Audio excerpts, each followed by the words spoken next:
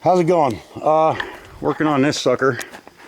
I just put a, well, still installing, but it's a used engine out of that truck way in the back there, and it ran nice.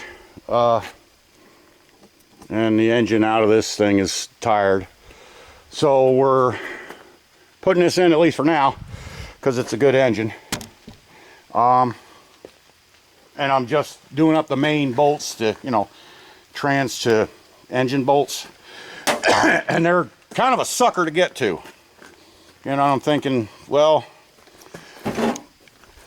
yeah, let's try some extension and one of these, those swivel joints, 3/8, friggin', these things. And they always do that on you. When you're trying to reach way up into a space and they do like that, you ain't gonna get your other hand up in there to kind of guide that on.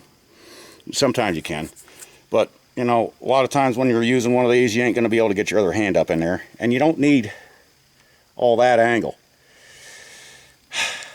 I haven't seen anything to take care of that. Doesn't mean it don't exist, doesn't mean you haven't seen it, but I just now came up with something I wanted to share. I took a little piece of garden hose that slides over that thing pretty nice.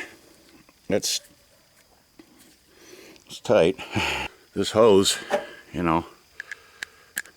gives you some flex, but it don't allow it to just drop right the hell down. It lets you flex, but not way the heck out of whack into a stupid angle that just ain't gonna work. You can get it up on there. You might have to shove and wiggle a little bit, but if you're familiar with one of these guys, I got the, well, right here. I managed to get these 4 kind of top main bolts.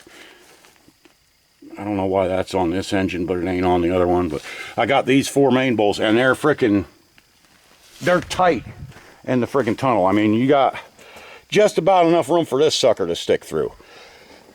So it works. Give it a shot. The Snap-on's probably got something that's totally whiz-bang for this, but if you're on a buck like me, budget, whatever, shoestrings, Cuban, this'll work.